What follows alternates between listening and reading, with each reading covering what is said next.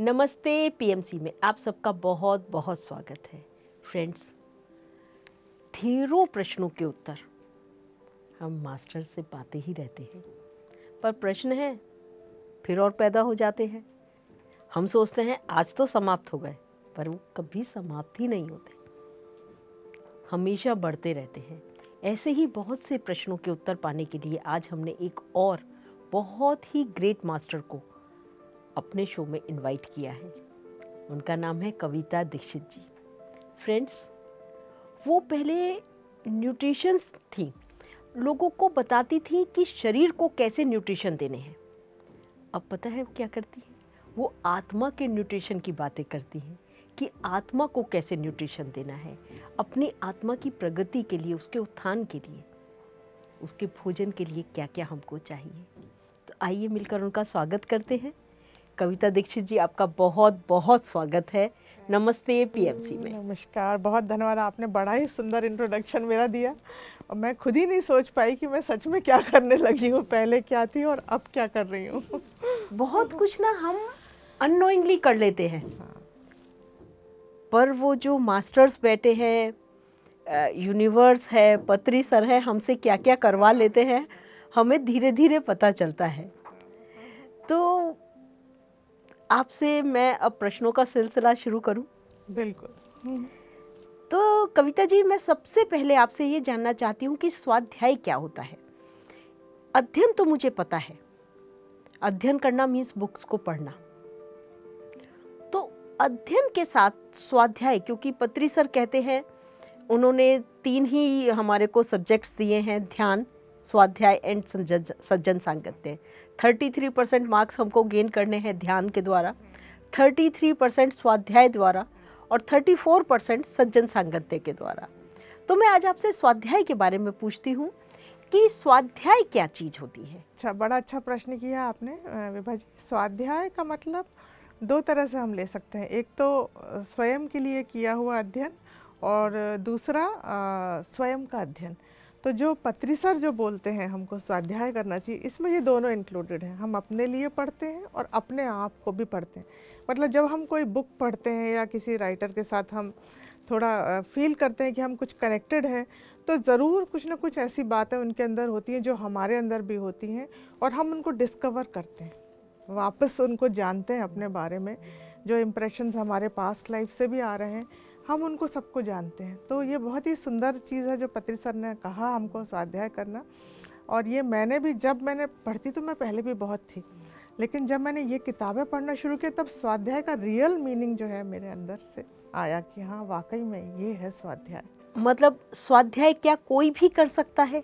हाँ बिल्कुल, और सबको करना चाहिए। 5 साल के बच्चे से लेके और जितना आप, जब तक आप पढ़ सकते हैं। और आजकल तो ये अच्छी बात हो गई है कि किंडल, आईपैड ऐसे आ गए जिससे कि आप अगर आंखों में छोटे अक्षर नहीं भी दिख रहे हैं तो आप बड़े अक्षर करके पढ़ सकते हैं। तो ज़रूर पढ़ना चाहिए, मेरी ये सलाह है। तो इसके लाभ क्या क्या है? मतलब स्वाध्याय करना, उसके मतलब क्यों करना चाहिए, कितना करना चाहिए और इसके लाभ क्या है? इसके लाभ तो देखिए अनंत हैं। क्योंकि मैं स्वाध्याय करती हूँ और मुझे बुक्स पढ़ना पसंद है, तो मैंने तो इससे जो पाया है, मतलब कहना चाहिए कि चाणक्य ने एक बार कहा, मैं आपको कोट करती हूँ, उन्होंने कहा कि अपने अनुभवों से ज़िंदगी सीखने के लिए ज़िंदगी बहुत छोटी है, तो हमें दूसरों के अनुभवों का लाभ लेना चाहिए। अब दूसरों के अनुभवों का लाभ हम सुनते रहते हैं, आजकल तो सोशल मीडिया है, लेकिन उसके लिए सबसे अच्छा साधन है किताबें। जो उन्होंने अपने जीवन में अनुभव किया, उसका निचोड़ वो किताब में लिखते हैं। और फिर जब आप उनको पढ़ते हो तब आप उनसे बहुत कुछ सीखते हो, बहुत कुछ सीखते हो। एक छोटा उदाहरण मैं दूंगी आपको। अभी लेटेस्ट जो मैंने सीखा पिछले साल, एक केन होंडा करके, बिल गेट्स ऑफ जापान कह सकते हैं उनको, बहुत ही पैसे वाले हैं वो, और उन्होंने एक बुक लिखी जिसका नाम था हैप्पी मनी। तो उसमें उन्होंने जिक्र किया कि जब भी हम किसी को कोई पैसा देते हैं, लेते हैं, वो तो हमें मालूम है, थैंक यू बोलते हैं, हम पैसा लेते हैं, लेकिन अगर आप किसी को पैसा दे रहे हो, कुछ खरीद रहे हो, उस पैसे को भी एक जापानीज़ में अरिगातो बोलते हैं, थैंक यू को। तो एक अरिगातो के साथ दो, क्योंकि वो पैसा आपके जीवन में खुशियाँ लाया, वो पैसा आपके जीवन में ये सब कुछ चीज़ें लेके आ रहा जो आप खरीद रहे हो, जो सामान ले रहे हो, और फिर इस भावना के साथ दो कि ये पैसा इस व्यक्ति के और इसके परिवार के जीवन में भी खुशियाँ लाए। वाओ। तो ये चीज़ मुझे इतनी स्ट्राइक हुई, और मैंने सोचा कि अगर मैं बुक्स नहीं पढ़ रही होती तो शायद मैं इसको डिस्कवर नहीं कर पाती इस चीज़ को। और ये इससे मुझे मतलब बड़ा पीस भी मिला, क्योंकि मैं लाइफ में मेरे कई बार ऐसा होता था कि मैं कई बार पैसा देते वक्त मन में सोचती थी, अरे इसने काम तो कुछ किया नहीं है, मैं पैसा किस चीज़ का दे रही हूँ। तो वो चीज़ मेरी लाइफ से बिल्कुल ख़त्म हो गई। अब मैं जब भी पैसा देती हूँ मैं खुशी के साथ देती हूँ, और मैं ये सोच के देती हूँ कि इसके जीवन में खुशियाँ आए। कितनी अच्छी बात है फ्रेंड्स, हम कितनी बड़ी बात सीखी। लेने में तो सबको ही खुशी होती है, पर देने में भी खुशी होनी चाहिए, और खुशी के साथ एक ये भावना होनी चाहिए कि इस पैसे ने जैसे मुझको खुशी दी, अब मैं जिसको भी ये पैसा दे रहा हूँ या दे रही हूँ उसके जीवन में भी ये खुशियाँ लेकर आए, प्रसन्नता लेकर आए, आनंद लेकर आए। तो देखिए, इन्होंने पाया उस किताब से, हमने पाया इनसे, तो हम सबको कविता जी का भी आभारी होना चाहिए कि एक इतनी अच्छी बात हमारे जीवन में आई कि हमें ये पता चला कि आभार कितने प्रकार के होते हैं। लेना भी और देना भी, दोनों ही चीज़ें बहुत इम्पोर्टेंट है। तो कविता जी, एक प्रश्न मेरे मन में आ रहा है कि स्वाध्याय भी कई प्रकार के होते हैं क्या? हाँ बिल्कुल, बहुत स्वाध्याय कई प्रकार के ऐसे होते हैं। देखिए, वैसे तो पढ़ाई तो मतलब बुक्स पढ़ना है, लेकिन लाइफ की वेरियस स्टेजेस में आपके लाइफ के वेरियस चैलेंजेस भी होते हैं। तो आप उन स्टेजेस में, उन चैलेंजेस में कौन सी किताब पढ़ना पसंद करेंगे, या कौन सी किताब आपके लिए अच्छी है पढ़ना। तो बहुत सारे लोग जैसे जो बिज़नेस ओरिएंटेड होते हैं वो अपने बिज़नेस को बढ़ाने के लिए उसके पढ़ सकते हैं, और हम लोग जो आध्यात्मिक यात्रा पे हैं हम आध्यात्मिक साहित्य पढ़ते हैं। कई लोग हिस्ट्री के शौकीन होते हैं तो वो हिस्ट्री वाले, या साइंस वाले शौकीन होते हैं वो साइंस की बुक्स पढ़ते हैं। कई लोग सिर्फ फिक्शन स्टोरीज़ ही पसंद करते हैं तो वो स्टोरीज़ पढ़ते हैं। और बहुत सारे लोग जो है सेल्फ हेल्प जैसी किताबें, जैसे 5 AM क्लब है, या इसको कहते हैं 4 एग्रीमेंट्स है, ये सेल्फ हेल्प बुक है। ये मेरा मानना है कि ये सभी को पढ़ना चाहिए, चाहे आप जीवन में किसी भी स्तर पर हो, किसी भी उम्र में हो, आपको ज़रूर पढ़ना चाहिए, क्योंकि आपके जीवन को एनहेंस करती हैं। ये जो चीज़ें आप नहीं समझ पा रहे हैं खुद से, वो दूसरा आपको बहुत खुल के, बहुत ही सरल भाषा में समझा रहा है, तो हम क्यों नहीं लेते। तो मैं, जैसे पत्री सर कहते हैं कि नदी बह रही है आपके पास में, लेकिन आप इधर प्यासे बैठे हो, लेकिन आप उस डायरेक्शन में देख ही नहीं रहे, दिशा आपकी अलग है। तो हमें अपनी दिशा बदलनी है। दिशा बदल के, जैसे ही हमने मुड़ के देखा कि कितनी सारी हमारे पास सहायता मौजूद है, तो बुक्स जो है वो मैं ये माध्यम मानती हूँ कि बस आपने नदी में छलांग लगा दी और आपने हीरे मोती पा लिए वहाँ से बहुत कुछ, और जीवन जो है एक नई दिशा में चल पड़ता है।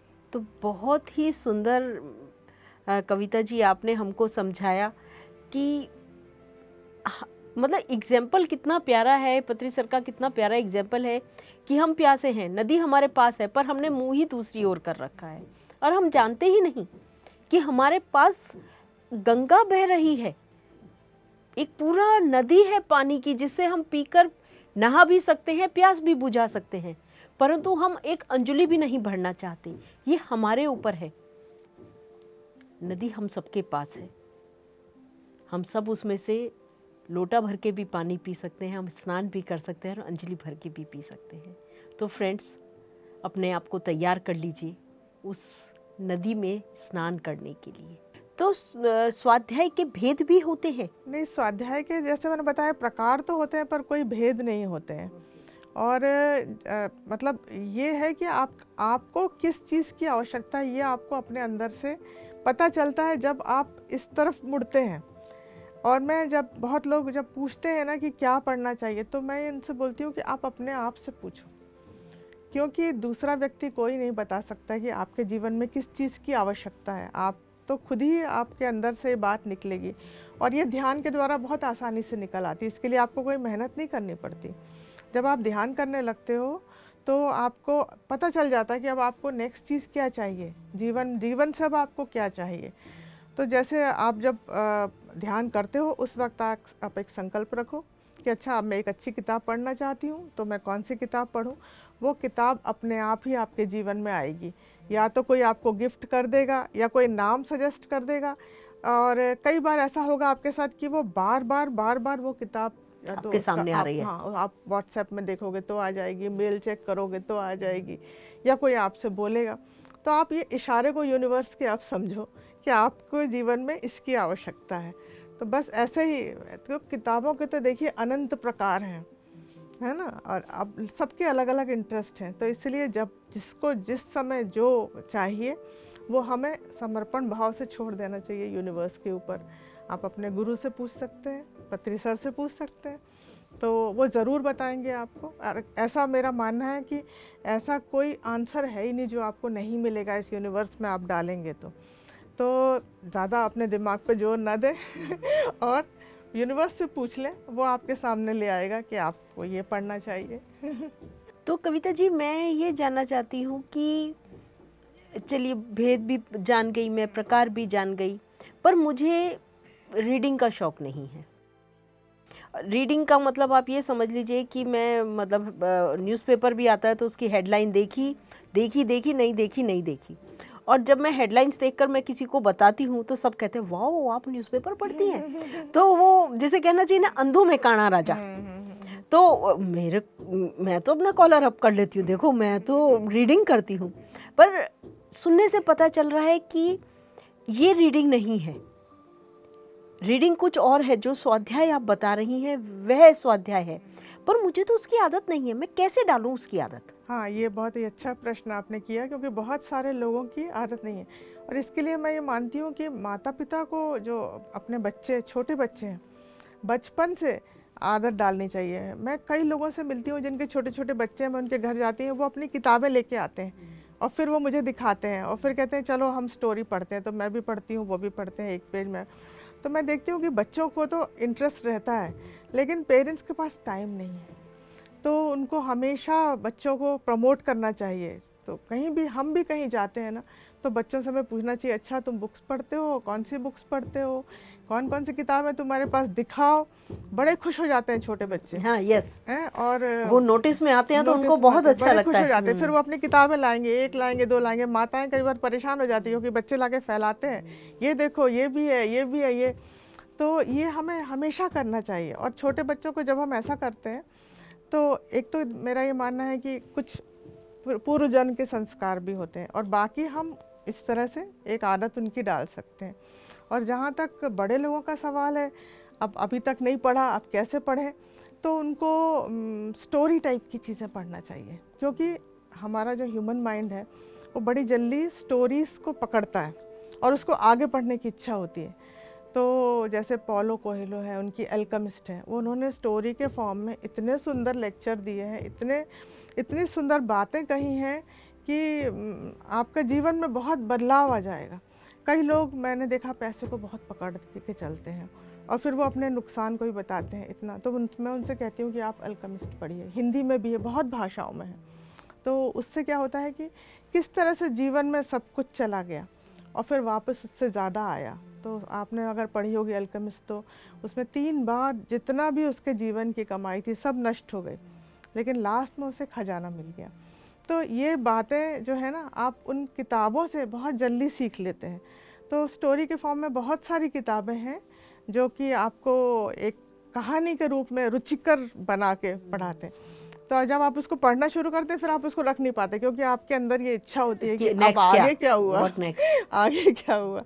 तो इसलिए हमको जिनका मन नहीं लगता उनको, ऐसे बहुत सारे लेखक हैं जिन्होंने बहुत सारी कहानियों के रूप में पुस्तकें लिखी हैं।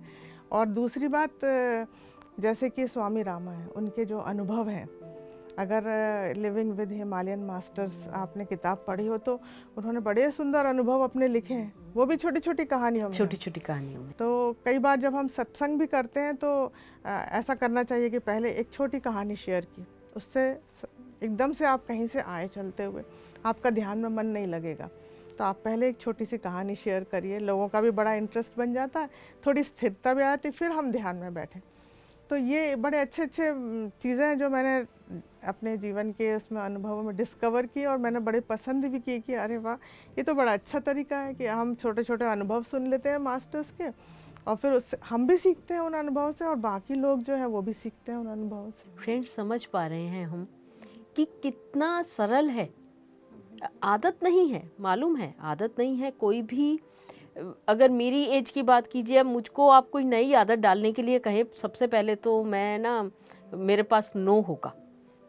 अब इस एज में मैं क्या सीखूंगी। पर एज एक नंबर है।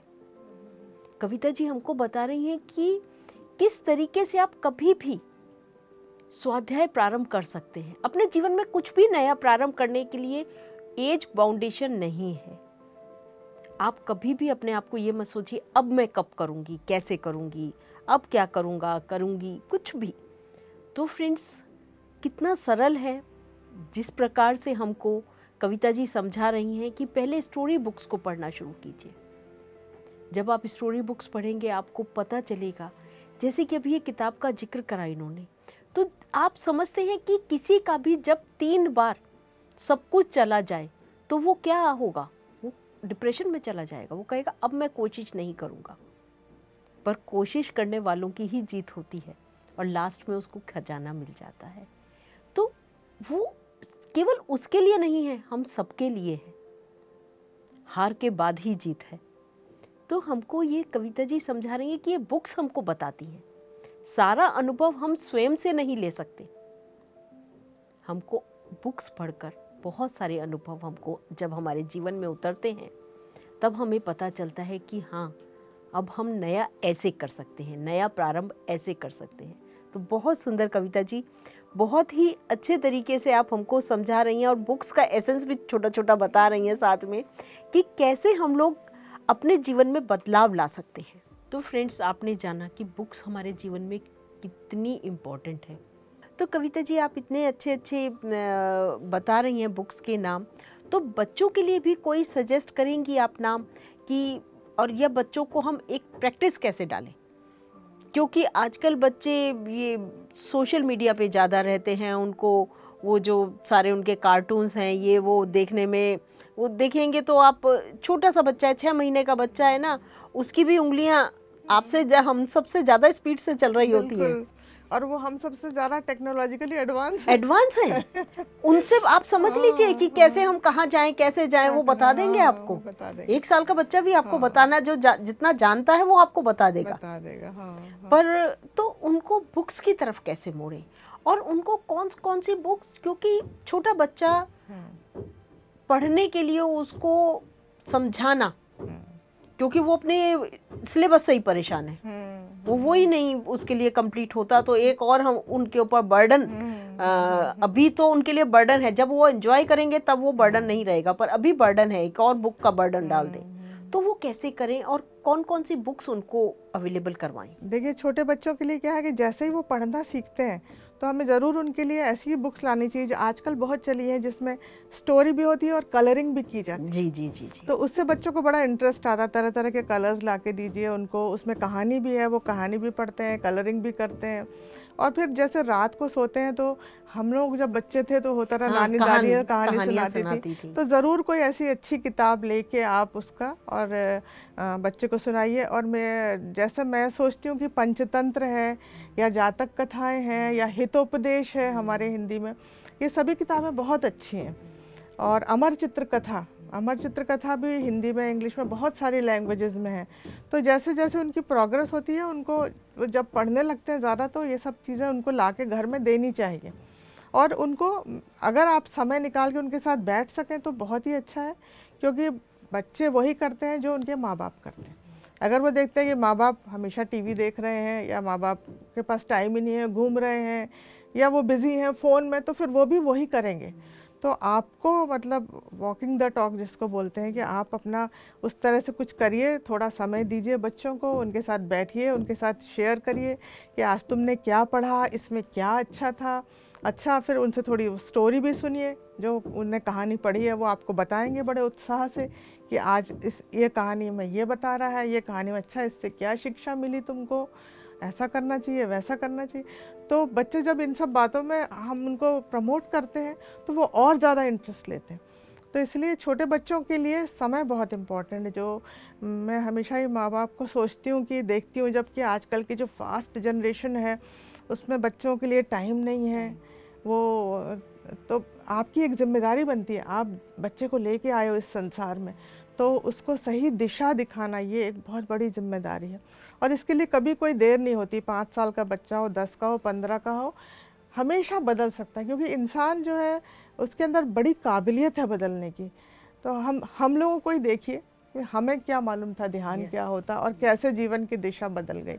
तो जब आप 40, 50, 60 साल में बदल सकते हैं तो 10, 15 साल में तो बदल ही सकते हैं। तब तो टहनी जनक जिसे कहना चाहिए बहुत कोमल है, कोमल रहती है। तो घर में ऐसी प्रैक्टिसेस डालिए कि सब बैठ के ध्यान करेंगे, सब बैठ के साथ में खाना खाएंगे, कुछ किताबों के ऊपर, पुस्तकों के ऊपर डिस्कशंस होंगे घर में। तो उससे माहौल बदलता, घर का एक एनवायरनमेंट बन जाता है जहाँ बच्चों का क्या मन होता है कि हाँ हम भी कुछ पढ़ें, कुछ इनपुट दें, कुछ बताएं अपने माँ बाप को कि देखो हमने आज ये सब किया। या गेस्ट आपके घर में ऐसे आते हों, ग्रैंड पेरेंट्स हों, तो वो भी ऐसा कर सकते हैं कि किताबों के बारे में आपस में डिस्कशन करें।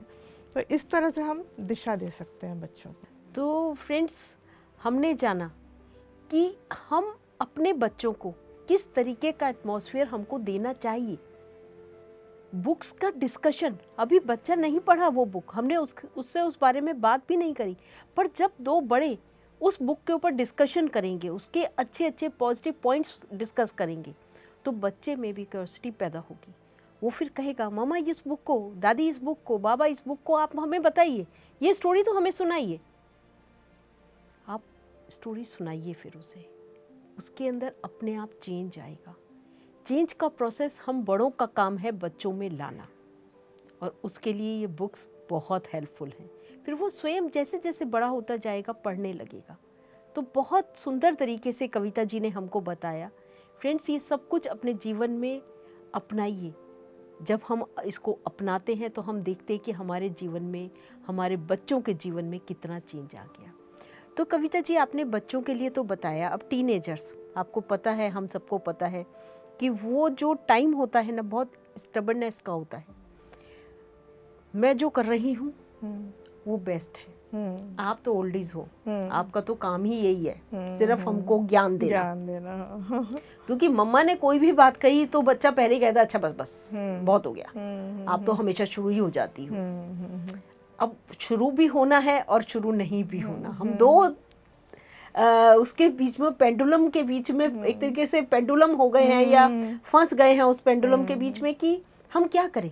हम देना भी चाह रहे हैं और ऐसे देना चाह रहे हैं कि इनको पता भी ना चले, तो बड़ी ऑकवर्ड पोजीशन हो जाती है टीन एज में बच्चों को संभालना, क्योंकि उनके ऊपर इन्फ्लुएंस सोशल मीडिया का तो जो है, फ्रेंड्स का बहुत है, बहुत पीयर प्रेशर होता है, बहुत ज़्यादा प्रेशर होता है, और उन पर हमारा जोर नहीं है। बच्चे इस समय बाहर जाएंगे ही जाएंगे। अगर हम उनको उसके लिए रोक रहे हैं तो भी एक प्रेशर उनके ऊपर क्रिएट कर रहे हैं कि आपको अपने फ्रेंड से नहीं मिलना या आपको ये बात नहीं करनी, क्योंकि दुनिया के बहाव के साथ बहना भी जरूरी है, हाँ। पर उस बहाव में अपने आप को बैलेंस रखना भी जरूरी है। तो उसमें, उस टीनेज में उन बच्चों को कैसे सिखाएं बुक्स की रीडिंग करना, स्वाध्याय करना, क्या करें? टीनेज में सबसे ज़्यादा ज़रूरी जो किताबें हैं वो है कैरेक्टर बिल्डिंग की, क्योंकि अगर आपका चरित्र ठीक बन गया फिर लाइफ इजी हो जाती है।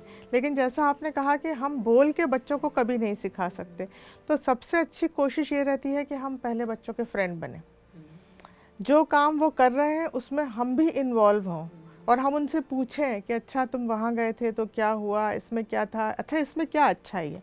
फिर उन्हीं से पूछें हम कि तुमने जो किया उसमें तुम्हें क्या अच्छा लगा। तो जब हम उनके फ्रेंड बन जाते हैं तब फिर वो ध्यान देने लगते हैं कि अच्छा हाँ ये वाकई में इनको मेरी लाइफ में इंटरेस्ट है। अभी तक क्या होता है कि हम बच्चों को ऐसे ट्रीट करते हैं कि तुम्हारी लाइफ, हाँ तुम्हारी लाइफ तो ऐसी बेकार है और हम जो बता रहे हैं वो सही है। तो नहीं, वो क्योंकि हर समय हर उम्र की एक अलग आवश्यकता होती है, तो उस आवश्यकता को हमें पहचानना है उनकी, और फिर हमको उनको, जैसे मैंने बच्चों के लिए भी कहा, धीरे धीरे मोड़ना है। मोड़ना है किस तरह से, आप किताबें घर में ला के रखिए। और बहुत पहले एक बार डॉक्टर रंजन ने कहा था कि हर किताब की एनर्जी होती। मैंने उनसे कहा, किसी को मैं ऑटोबायोग्राफी ऑफ योगी देना चाहती थी, तो उन्होंने कहा कि आप दे दीजिए। मैंने कहा वो पढ़ेंगे नहीं तो फिर वो बुक का अपमान होता है। उन्होंने बोला जब वो किताब घर में जाएगी तो अपने आप बदलेगी एनर्जी। तो ये बात मुझे बड़ी अपील की, और मैं ये मानती हूँ कि सच में किताबें जब घर में होती हैं तो वो घर की ऊर्जा को बदल देती। तो आप किताबें लाइए, रखिए, उनके बारे में बात करिए और बच्चों को बताइए कि पता आज मैंने इतनी अच्छी चीज़ पढ़ी। जैसे मैंने हैप्पी मनी पढ़ा। हैप्पी मनी में दुनिया के हर व्यक्ति को इंटरेस्ट है, चाहे वो बच्चा हो चाहे बड़ा हो। यस यस, ऑफ कोर्स, छोटे से आजकल तो छोटे से बच्चों को भी। तो इस तरह की जब हम बुक्स के बारे में पढ़ते हैं, बात करते हैं, या कुछ ऑटोबायोग्राफीज़ हैं जिसमें बड़ी अच्छी इंटरेस्टिंग चीज़ें लिखी होती हैं, तो जब हम बात करते हैं तो उनको जब इंटरेस्ट आता है तब वो सोचते हैं कि हाँ इनको भी कुछ अक्ल है। नहीं तो वो सोचते हैं ये हमारे बारे में कुछ नहीं जानते। तो जब हम इस तरह की बातें करते हैं, उनके साथ शेयर करते हैं, बराबरी का वो रखते हैं, तो हम हमारे बीच में एक वो बन जाता है, कहना चाहिए पुल बन जाता है। यस। जब पुल बन जाता है तब बड़ा आसान हो जाता है। और फिर कैरेक्टर बिल्डिंग तो बहुत ज़्यादा आवश्यक है। जैसे ही आपका बच्चा 10-11 साल का होता है, आपको ज़रूर ऐसी पुस्तकें घर में लाना चाहिए जो उसका कहना चाहिए आगे के जीवन का फाउंडेशन बन जाता है। क्योंकि फाउंडेशन अगर ठीक है, नींव ठीक है, तो जीवन बिल्कुल सही है। तो नींव बनाना तो माता पिता का प्रथम कर्तव्य है। आप बच्चों को लेके आए हैं संसार में, तो इतना तो आपको पहले करना ही चाहिए। बाकी आगे फिर आप माता पिता बच्चों को मॉनेटरी सपोर्ट करें या ना करें, लेकिन उनका चरित्र निर्माण में जरूर सहयोग करना चाहिए। वही आपने जो समझाया कि हमें सबसे पहले अपने बच्चों का मित्र बनना है। पत्री सर भी हमेशा कहते हैं माँ बाप मत बनिए, माँ बाप तो आप हो ही, उसमें बनने की ज़रूरत नहीं है, पर अब मित्र बनिए, सबके मित्र बनिए। क्योंकि जैसे ही हम मित्र बन जाते हैं वो हमारे साथ कंफर्टेबल हो जाता है, वो अपने प्लस और माइनस दोनों आपके साथ डिस्कस कर सकता है, अपने पॉजिटिव साइड भी नेगेटिव साइड भी। आप उसे बता सकते हैं कि नेगेटिव है ये, इसको ऐसे ठीक करिए, इसे पॉजिटिव ऐसे बनाइए। और फिर आप उसको बुक सजेस्ट कर सकते हैं। मैं नहीं बोल रही, मैं नहीं बोल रहा, ये बुक पढ़िए, ये बुक आपको बताएगी कैसे क्या करना है। जब आप उसको कैरेक्टर बिल्डिंग की बुक्स देंगे ना फ्रेंड्स, उसको अपने आप पता चलता जाएगा कि कैसे मुझे अब क्या करना है, क्या करना मेरे लिए इम्पोर्टेंट है। तो बहुत सुंदर तरीके से कविता जी ने हमको बच्चों के लिए और टीनेजर्स के लिए समझाया कि आपको कैसे उनके जीवन में बुक्स को एंटर करना है। तो कविता जी, जैसे स्वाध्याय करने का कोई अच्छा या बुरा समय भी होता है? सबसे पहले तो मैं बुरा समय की बात करती हूँ, क्योंकि स्वाध्याय के साथ बुरा समय कैसे ऐड हुआ, मतलब क्या मतलब है कभी कोई स्वाध्याय का हर समय अच्छा है। किसी भी समय आप पढ़ना चाहें किताबें, वो अच्छा समय है। और सबसे अच्छा है कि किताबें आपकी बड़ी अच्छी साथी होती हैं। आप कभी बोर नहीं होते। आप अगर कहीं बैठे हुए हो, आप किसी का वेट कर रहे हो, आपके पास समय है, आप किताब पढ़ो। आप कहीं ट्रैवल कर रहे हो, एयर ट्रैवल कर रहे हो, बस से, कार से, आप किताबें पढ़ सकते हो। और साथ में क्या होता है कि जिस समय भी आप पढ़ रहे हो किताब, हर समय आपके लिए लाभदायक ही है। कभी ऐसा नहीं होगा कि आपने रात को पढ़ा तो अच्छा नहीं है और सुबह पढ़ा तो अच्छा है, ऐसा नहीं है। जैसे हम ध्यान के साथ करते हैं कि किसी भी समय किया हुआ ध्यान हमारे लिए अच्छा है, ऐसी पुस्तकें भी पढ़ना चाहिए। बस ये ज़रूर है कि जैसे कुछ पुस्तकें हैं जिनको कि सुबह पढ़ना हमेशा अच्छा होता है, जैसे हमारी प्राचीन ग्रंथ हैं, तो इनको आप हर समय नहीं पढ़ सकते, तो आप इनको सुबह के समय पढ़ेंगे। वेद है, पुराण है, बाइबल है, गीता है, कुरान है, हाँ, और श्री गुरु ग्रंथ साहिब जी हैं। तो इन सबको सुबह के टाइम हमेशा पढ़ना चाहिए। और थोड़ा अगर आप स्वच्छ होके और अच्छे मन से इनको पढ़ेंगे तो इनका लाभ बहुत ज़्यादा मिलेगा। वैसे तो जब आप बहुत ज़्यादा इनको पढ़ते हो तो ये आपके मस्तिष्क में अंकित हो जाती। इन पुस्तकों की ये खासियत है, मैंने देखा। खासकर कई बार गीता जब मैं सुनती हूँ तो वो हमेशा के लिए हो जाता है। कोई चीज़ आप पढ़ते हो और वो कनेक्ट हो जाते हो आपकी, हाँ ये मैंने पढ़ा था। तो इसलिए ये इनको जो हम कहते हैं होली बुक्स कहा जाता है, कुरान को या बाइबल को, या गीता को, तो इनमें जो पाठ हैं वो अमूल्य है हमारे जीवन के लिए। गुरु ग्रंथ साहिब, आप देखो कि जब आप खुल के, मतलब इसलिए नहीं पढ़ना क्योंकि हमें किताब पढ़ना है, इसलिए पढ़ना कि इसमें से क्या मेरे अंदर जा रहा है, मैं क्या एब्जॉर्ब कर रही हूँ। तो जब आप पढ़ोगे तो आपके मुंह से निकलेगा प्रोफाउंड, मतलब अद्भुत है इनमें जो ज्ञान दिया हुआ है, और जिसको कहते हैं ना टाइमलेस विजडम, वो है, कभी नष्ट नहीं होने वाली एटर्नल विजडम है। तो इसलिए जिनकी जैसी रुचि है, सब लोगों को गीता पढ़ना पसंद नहीं आता, और आसान तरीके हैं उनको पढ़ने के। ओशो ने जैसे गीता को बहुत अच्छे से आसान शब्दों में समझाया, गीता थोड़ी सी कठिन है, ऐसे ही सब लोग कुरान नहीं पढ़ सकते या गुरु ग्रंथ साहिब भी नहीं पढ़ सकते। तो अपने गुरुओं को, गुरु नानक जी की वाणी सुनिए आप, या जो भी आप गुरु जिनको मानते हैं उनके आप सुनिए। सूफ़ी साहित्य भी बहुत कुछ है, सूफ़ी में भी, सूफिज़्म में बहुत आसानी से आप रूमी को पढ़िए, कितना सुंदर तरीके से उन्होंने जो है कितना गहरी गहरी बातें कह दी हैं। तो जहाँ आपकी रुचि हो, जो पढ़ के आपको अच्छा लगे, जो आपके दिल को भाए, जिसको आप एब्जॉर्ब कर सकें, आसानी से आपके अंदर जा सके, वो पढ़िए, और जिस समय पढ़ना हो पढ़िए, लेकिन होली बुक्स जो है वो सुबह के टाइम पढ़िए। ऐसा बहुत सुंदर। तो फ्रेंड्स, आपने समझा कि बुक्स, ये जो हमारी होली बुक्स हैं, गीता हो, कुरान हो, बाइबल हो, श्री गुरु ग्रंथ साहिब हो, रामायण या महाभारत, कोई भी बुक हो, या कुछ और भी बुक्स हैं, हमारे इतने सुंदर सुंदर राइटर्स हुए हैं, इतने अच्छे गुरु हुए हैं, सूफी संत हुए हैं, कबीर हुए हैं, रहीम हुए हैं, इनको किसी को भी अगर आपको पढ़ना है तो कविता जी के अनुसार हमको थोड़ा सा सुबह स्वच्छ होकर अगर हम पढ़ते हैं तो ये हमारे जीवन में, हमारे मस्तिष्क में ऐसा अपना स्ट्रॉन्ग इम्प्रिंट्स डाल देती है कि जो जीवन पर्यंत हमारे साथ रहता है। बाकी आप कभी भी पढ़ें, हर समय बुक्स के लिए अच्छा ही है। जैसे ध्यान के लिए हर समय उचित समय है, ऐसे ही बुक्स पढ़ने के लिए भी हर समय उचित समय है। बहुत सुंदर, बहुत ही सुंदर तरीके से कविता जी आपने ये सब कुछ बताया हमको। तो मैं ये जानना चाहती हूँ कि किस तरह की किताबें हमें पढ़नी चाहिए, कोई खास रिकमेंडेशन है? मैं जैसे हिंदू हूँ, या मैं सिख हूँ, या मैं मुस्लिम हूँ, तो मुझे क्या केवल कुरान ही पढ़नी चाहिए, या मैं सिख हूँ तो मुझे श्री गुरु ग्रंथ साहिब ही केवल पढ़ना चाहिए? ये हमारी बहुत बड़ी गलतफहमी है, क्योंकि देखिए हम पहले मनुष्य हैं, ये सब तो हमारे बनाए हुए बातें हैं, और सभी पुस्तकों में सब एक ही बात लिखी हुई है कि कैसे हमको अपने आप को डिस्कवर करना। अगर इनका मूल देखा जाए तो ऐसा कुछ भी नहीं है कि हम इस धर्म के हैं तो हमें ये पढ़ना या हमें वो पढ़ना। किताबें पढ़ने का मैंने देखा, जैसे मैंने बताया कि हर व्यक्ति के जीवन में अलग अलग उसके लेसन्स होते हैं, उसके चैलेंजेस होते हैं, जो कि उसको क्या कहना चाहिए, सीखना है जहाँ से और आगे बढ़ना है। तो ऐसा नहीं हो सकता कि ये किताब अच्छी है तो ये आपके लिए और ये आपके लिए। किस किताब से आपको क्या मिलेगा आपको नहीं मालूम। और जैसा मैंने पहले भी कहा कि वो किताब आपके जीवन में ज़रूर आएगी जब आपके जो चैलेंजेस हैं, जो पैसे के लिए कुछ फाइनेंशियल डिफ़िकल्टी में है, उनके लिए उस तरह की बुक अच्छी है जो उनको बड़ी आसानी से निकाल देगी। कई लोग रिश्तों में उलझे रहते हैं, रिलेशनशिप्स की बड़ी प्रॉब्लम रहती है उनकी लाइफ में, और उसके लिए बहुत सारी किताबें हैं, बहुत अच्छी अच्छी बुक्स हैं। आगे हम चर्चा भी करेंगे कौन सी किताब कैसी है।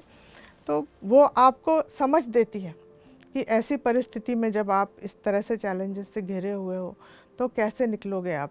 कई बार लोगों के जीवन में ऐसा होता है कि कुछ पास्ट कर्म जो है अफेक्ट कर रहे होते हैं उनकी लाइफ को, तो उनके लिए फिर उस तरह की पुस्तकें अच्छी होती हैं। और जिनको आध्यात्मिक विकास चाहिए उनके लिए हमारे बहुत सारे अच्छे अच्छे टीचर्स हैं।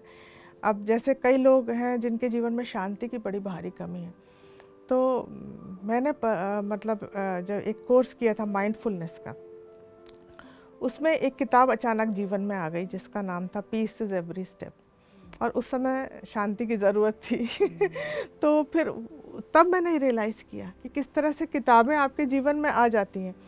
और उन्होंने तिचना हाँ ने इतने अच्छे से लिखा है कि अगर आप सिर्फ 25 या 50 कदम शांति बोल के मुंह से बोलो और चलो, तो आप देखो कि आपकी एनर्जी बॉडी की पूरी तरह से कैसे बदलती है।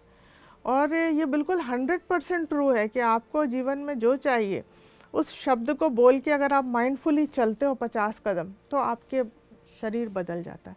हम एनर्जी बीइंग्स हैं, तो इस तरह से किताबें हमारी ऊर्जा को पूरी तरह से बदल देती हैं। ये बात बहुत कम लोग समझ पाते हैं। लोग सोचते हैं किताब पढ़ रहे हैं, मनोरंजन के लिए पढ़ रहे हैं या पढ़ा और भूल गए, लेकिन ऐसा नहीं होता है। पुस्तक जो है, जब आप जो शब्द पढ़ते हो वो आपकी ऊर्जा को बदलता है। जो लेखक जिसने लिखा है उसकी ऊर्जा उसमें है। आप एकहार्ट टोल की किताबें पढ़ते हो, जब पावर ऑफ नाउ या स्टिलनेस स्पीक्स, वो आपके अंदर जो है ना, पूरे आपके बॉडी के स्ट्रक्चर को, ऊर्जा का शरीर है, प्राणमय शरीर, उसके अंदर परिवर्तन करता है। और अगर आप उस किताब को 2 या 3 बार, इतना साहस है आपके अंदर ये किताब को आप पढ़ सको, एक बार तो बहुत लोग पढ़ लेते हैं, तो आप देखोगे कि आपका जीवन बदल गया। ये मतलब पर्सनली मैंने खुद फील किया है बहुत लोगों के साथ कि जब उन्होंने मुझे बताया कि आपने वो किताब बताई थी और जब हमने उसको पढ़ा तो हमारे अंदर ऐसा चेंजेस आया। तो पुस्तक इतनी छोटी बात नहीं है कि आपने पढ़ा और ख़त्म हो गई वहाँ, वो तो आपकी ऊर्जा को बदलती है। उसके हर शब्द में एक ऊर्जा है। आप किताब को हाथ में लेते हो और आपको वो ऊर्जा समझ में आने लगती है। तो जैसे कि हम खाना खाते हैं, हम ब्रश करते हैं, हम नहाते हैं, ऐसी एक पुस्तक हमेशा आपके साथ रहे जिसको आप जब समय मिले तो आप पढ़ो और वो आपके साथ रहेगी, तो आपकी ऊर्जा भी बदलती रहेगी हमेशा। फ्रेंड्स, आप समझ रहे हैं, अपनी ऊर्जा बदलने के लिए और पॉजिटिव हैं हम, पर और पॉजिटिव की तरफ जाना है, मिरेकुलस की तरफ जाना है, तो कैसे जाएं? अपनी ऊर्जा को चेंज करने के लिए बुक्स बहुत प्यारा माध्यम है। किस प्रकार वो लेखक जिसने कितनी पॉजिटिव एनर्जीज के साथ इस बुक को लिखा है, उसकी एनर्जीज, जैसे ही वो बुक हमारे हाथ में आती है हम उससे कनेक्ट हो जाते हैं और फिर हमारा जीवन बदलने लगता है। हम सोचेंगे कि हमने आज पढ़ी और शायद अब हमारे बुक का दी एंड हो गया तो समझो बस ख़त्म, बस हमने एक काम कर लिया। ऐसा नहीं होता। वो हमारे दिमाग में, हमारे जीवन में ऐसा स्ट्रॉन्ग इम्प्रिंट्स डाल देती है कि हमारा जीवन बदलना शुरू हो जाता है। और इसके लिए स्वाध्याय बहुत ज़रूरी है। बहुत सुंदर तरीके से कविता जी आप हमको और हमारे ध्यानी मित्रों को स्वाध्याय के विषय में समझा रही हैं कि कितना हमारे जीवन में चेंज आने के लिए ये जो स्वाध्याय है, कितना बड़ा योगदान है इसका। तो कविता जी, मैं आपसे ये भी जानना चाहती हूँ कि बुक्स पढ़ रही हूँ मैं, क्या केवल पढ़ना ही जरूरी है, या सपोज मैं किसी भी कारण से बुक्स नहीं पढ़ पा रही, कोई भी इशू है, खरीद नहीं पा रही, या मुझे आंखों का इशू है, या कोई भी इशू हो सकता है, तो क्या मैं सुनकर भी स्वाध्याय ही कहलाएगा? मैं सुन सकती हूँ और सुनकर भी मेरे जीवन में उतना ही परिवर्तन आएगा जितना आपके जीवन में या किसी और के जीवन में पढ़ने के पश्चात आया? हाँ बिल्कुल, परिवर्तन तो बुक्स बहुत लाती हैं, इसमें कोई शक नहीं है। पढ़ना एक मैंने जैसे कहा ना कि उसकी ऊर्जा अलग होती है, लेकिन अगर आप सुनना चाहती हैं, आप नहीं पढ़ पा रही हैं और आप बुक्स को सुनना चाहती हैं, तो ज़रूर सुने। और जिस लेखक ने लिखा है उस किताब को, उसमें आवाज़ में सुने, तो उसका बड़ा ज़बरदस्त आपको चेंज फील होगा। किसी और ने उसको बोला उन वर्ड्स को और लेखक ने बोला है। जैसे माइकल सिंगर की बुक है द सरेंडर एक्सपेरिमेंट, अगर आप उनके शब्दों में सुनेंगी तो आपका मतलब जो स्तर है समझने का वो एक अलग होगा। कोई और बोलेगा, आप उसको दूसरे स्तर पे समझेंगे। तो आप सुन के देखिए, आप एकहार्ट टोल के शब्दों में उनकी किताब को सुनेंगी तो वो दूसरा असर आपके ऊपर डालेंगे। तो ज़रूर, अगर आप नहीं पढ़ सकते हैं किताब को, तो आप बिल्कुल 100% सुनिए। आजकल तो बहुत सारे ऐसे ऐप भी आ गए हैं जहाँ की ऑडियो बुक्स हैं, लेकिन अपना ध्यान उस किताब पर रखिए, क्योंकि ज़्यादातर मनुष्य क्या करते हैं, वो सुनते तो रहते हैं लोग कि हाँ बुक्स लगा ली कान में, अब वो चल रही हैं, लेकिन माइंड में कुछ और चलने लगा या काम कुछ और करने लगे, तो फिर वो चीज़ एसेंस जो है वो उसका लॉस्ट हो जाता है। लेकिन जब आप पढ़ते हो तब आपके साथ ये संभावना कम रहती है कि आप दूसरा काम करने कर ही नहीं सकते। पढ़ते हुए तो आप दूसरा काम एटलीस्ट कर ही नहीं सकते। पढ़ रहे हो तो इसीलिए बेहतर है कि पढ़ें, और नहीं पढ़ सकते तो ज़रूर सुनें। और सुनने में एक आसानी ये भी होती है कि आप कहीं ट्रैवल कर रहे हो, मान लीजिए ज़्यादा हिल रहा है, आप नहीं पढ़ सकते, तो आप सुन सकते हो चीज़ों को। तो सुनिए, लेकिन उस लेखक की आवाज़ में जिसने बोला है और जिसने लिखी है पुस्तक। फ्रेंड्स, हम समझ पा रहे हैं कि हमारे जीवन में स्वाध्याय का, बुक्स का कितना महत्व है। उसे सुन भी सकते हैं, हम पढ़ भी सकते हैं। पढ़ते हुए दूसरा काम नहीं कर सकते, सुनते हुए कर सकते हैं। तो आप सबसे मेरी हाथ जोड़कर विनती है, कृपया जब भी बुक सुन रहे हो कुछ और मत कीजिएगा, क्योंकि ये मेरा अपना अनुभव है कि सुनते सुनते जरा भी कहीं से कोई साउंड भी आती है तो मैं डाइवर्ट हो जाती हूँ और वो स्किप हो जाता है, वापस लौटना पड़ता है कि अब दोबारा से पढ़े या सुने। इवन पढ़ते हुए भी अगर कहीं कोई डिस्टरबेंस आती है तो मैंने ये मेरा अपना अनुभव है कि ऐसा लगता है कि वो जो एसेंस था वो मेरे से स्किप हो गया, मुझे वापस बल्कि 2 सेंटेंस पीछे जाना पड़ता है समझने के लिए अब दोबारा से। तो कविता जी, क्या एनलाइटमेंट का शॉर्टकट है बुक्स पढ़ना? बिल्कुल, पत्री सर कहते हैं ना, books are shortcut to enlightenment. वो मैंने अपनी यात्रा में मैं पत्री सर के साथ एकदम 100% एग्री हो गई, क्योंकि जब मैंने इस तरह की किताबें पढ़नी शुरू की, बहुत सारी चीज़ें ऐसी होती हैं हम ध्यान करते हैं लेकिन हम उनको रियलाइज़ नहीं कर पाते हैं, लेकिन जब हम पुस्तक पढ़ते हैं तो तुरंत कनेक्ट हो जाते हैं। तो जब हम पढ़ते हैं किताब और उन मास्टर्स की बातों को सुनते हैं, पढ़ते हैं, अब रियलाइज़ करते हैं कि अरे ये तो मेरे साथ भी हो रहा है, या ये बिल्कुल सही है, या ऐसा ही है। और इस तरह से क्या होता है कि जैसे मैंने बताया कि हमारा मॉलिक्यूलर स्ट्रक्चर जो है उन वर्ड्स को पढ़ने से, उन लाइंस को पढ़ने से वो बदलता चला जाता है। तो कई किताबें ऐसी होंगी कि जब आप पढ़ेंगे आपको इतनी लाइटनेस फील होगी, ऐसा लगेगा हवा में उड़ रहे हो, हल्के हो गए हों। कई किताबें ऐसी होगी कि आप पढ़ेंगे तो इतनी ज़बरदस्त ऊर्जा होगी कि ऐसा लगेगा कि आपको दबा रही हैं वो।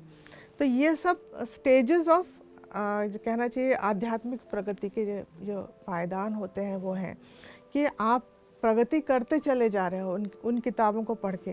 खासकर जो ऐसे मास्टर्स हैं जिन्होंने बहुत सारे ऐसे अनुभव किए हैं, योगानंद जी की आप किताब पढ़ेंगे, स्वामी रामा की बहुत सारी किताबें हैं जो आप पढ़ेंगे, उनको पढ़ के आप तुरंत रिलेट कर लेते हो। और आपका क्या कहना चाहिए, मान लीजिए आप जैसे 2 घंटे तो कम ही लोग पढ़ पाते, लेकिन अगर आपने 2 घंटे पढ़ा तो वो 2 घंटे के ध्यान के बराबर आपको उससे ऊर्जा मिलती है। हालांकि मेरा ये मानना है कि ध्यान में हमें कहीं ज़्यादा ऊर्जा मिलती है, लेकिन किताबों से भी हमको उतनी ही ऊर्जा मिलती है।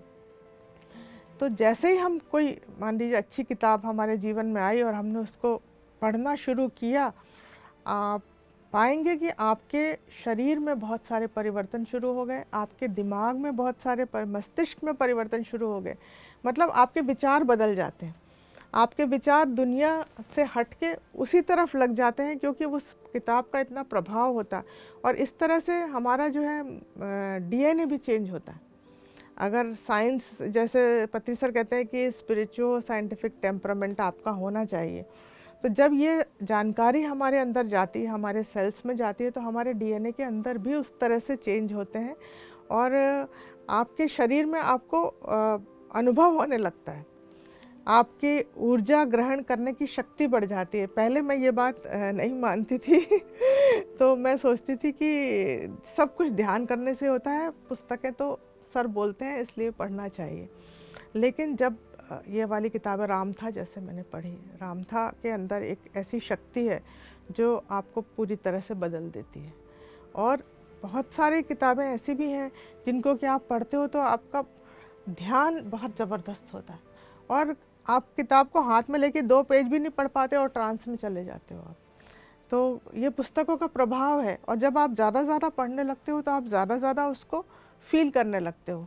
तो शुरू में अगर आप सोच रहे हो कि मैं ये पढ़ूंगी और मेरे साथ ऐसा होगा, तो ऐसा नहीं होगा। थोड़े दिन की आपको प्रैक्टिस चाहिए, आप प्रैक्टिस करिए, आप उस किताब के साथ एकात्म भाव सीखिए और साथ ही उन मास्टर से भी प्रार्थना करिए। उस किताब पे हाथ रखेंगे आप, उन मास्टर से आप प्रार्थना करेंगे जिन्होंने वो पुस्तक लिखी है कि आप मुझे गाइड करिए, आप मेरे अंदर जो बदलाव उचित हो आप करिए। तो वो जो मास्टर्स दूसरे रियल में बैठे हैं वो आपकी ऊर्जा को बदलते हैं, आपके आसपास की ऊर्जा भी बदलती। तो किताबों का जो मानना चाहिए कि प्रभाव जो है वो अंतहीन है, जिसका मैं कितना भी बताऊं कम है। और ये बात बिल्कुल सही है कि आपका एनलाइटनमेंट की तरफ आप हर बार एक अच्छी पुस्तक के साथ एक कदम आगे बढ़ जाते हो आप। तो मैं 100% एग्री करती हूँ सर से इस बारे में। बहुत सुंदर। तो कविता जी, मतलब स्वाध्याय के दौरान हमें अनुभव भी क्या अलग अलग तरीके के होते हैं? हाँ, जैसे मैंने बताया अभी, बहुत तरह के अनुभव होते हैं। बहुत लोग ऐसे हैं जो कि स्वाध्याय के दौरान दूसरी स्पिरिट्स को भी देख पाते हैं। हाँ, बहुत बहुत लोग ऐसे होते हैं जो स्वाध्याय के दौरान उनको कई लोगों को फेरीज दिखाई देती हैं, कई लोगों को मास्टर्स आते हैं, उनके स्वाध्याय करते हैं तब उनको गाइड भी करते हैं। और कई बार सपने में भी गाइडेंस मिलता है। जब आप कोई किताब पढ़ रहे होते हो, एक पर्टिकुलर आप किसी गुरु को या मास्टर की बुक बहुत ज़्यादा आप का उनसे वो हो गया, कनेक्शन हो गया, तो वो आपको नींद में भी आते हैं और बताते हैं। और बुक्स के दौरान ध्यान तो एक बहुत ही कहना चाहिए, जो ट्रांस का अनुभव है ये बहुत कॉमन है। आप बहुत सारे लोगों से, जो लोग पुस्तक के शौकीन हैं, आप अगर पढ़े सुनेंगे तो बताएंगे कि इस किताब की एनर्जी इतनी ज़बरदस्त थी कि इसको हाथ में लेते ही मैं ध्यान में चली जाती। जैसे 1000 सीड ऑफ जॉय है, तो मैं सरोजा मैम का एक बार अनुभव सुन रही थी। उन्होंने भी कहती थी कि इस किताब को लेके मैं पढ़ ही नहीं पाती थी पूरा। और ये फिर मैंने बहुत लोगों से सुना और मैंने भी इस अनुभव को शेयर किया कि कई किताबें ऐसी होती हैं जो क्या है उनके अंदर, मतलब मैं सोचती थी कि क्या है ये चीज़, लेकिन उनकी आप देखिए ऊर्जा कितनी ज़बरदस्त होती है, उस लेखक की ऊर्जा, उस किताब की ऊर्जा, कि आपने उसको पढ़ना शुरू किया तो आपके मस्तिष्क से वो न्यूरॉन से कनेक्शन हो जाता है। मुझे लगता है क्या होता है मालूम नहीं, लेकिन आपकी ऊर्जा ऐसे बदलती है और आप एकदम किसी दूसरी दुनिया में चले जाते हो। इसी तरह से जो लोग अदर वर्ल्डली कहना चाहिए, जैसे स्टार्स हैं, दूसरे स्टार्स में से में जिनका संबंध होता है, उनको वो अदर वर्ल्डली मास्टर्स भी दिखाई देते हैं, प्लीडियन मास्टर्स, आर्क्टूरियन मास्टर्स। तो अपने अपने अनुभव हैं और अपने अपने इंटरेस्ट भी हैं।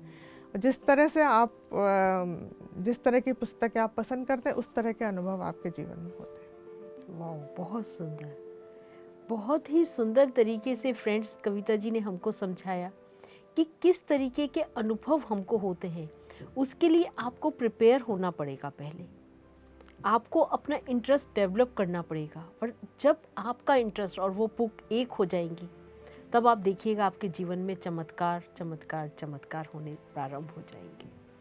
आप किन से कनेक्ट हो जाएंगे आपको स्वयं नहीं पता होगा, वो स्वयं मास्टर्स अपने आप आपको गाइड करेंगे। तो बहुत ही सुंदर तरीके से कविता जी आपने हमको समझाया।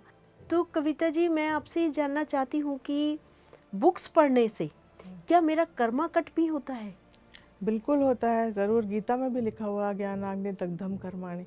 तो जितना ज़्यादा ज्ञान हम लेते चले जाते हैं, उतने हमारे कर्म जो है वो नष्ट होते जाते हैं। जैसे ध्यान करने से हमारे कर्म जो हैं जल जाते हैं, ऐसे ज्ञान के द्वारा भी हमारे कर्म जल जाते हैं। हम उस बात को समझ पाते हैं कि किस कारण से हमारे जीवन में ये परिस्थिति आई या हमने क्या गलती की, और जैसे ही हमारे पश्चाताप होता है या ज्ञान हमारा बढ़ता चला जाता है, वैसे वैसे हमारे कर्म अपने आप नष्ट होते चले जाते हैं। इसलिए कर्म पे आधारित पुस्तकें हर व्यक्ति को ज़रूर पढ़ना चाहिए, क्योंकि हालांकि हम सोचते हैं कि हमारी आध्यात्मिक प्रगति हो, हम जीवन अच्छे तरीके से जिए, सबको चाहिए कि खुशियाँ हों, पैसा हो, रिश्ते अच्छे हों, इसके लिए तो पढ़ते हैं।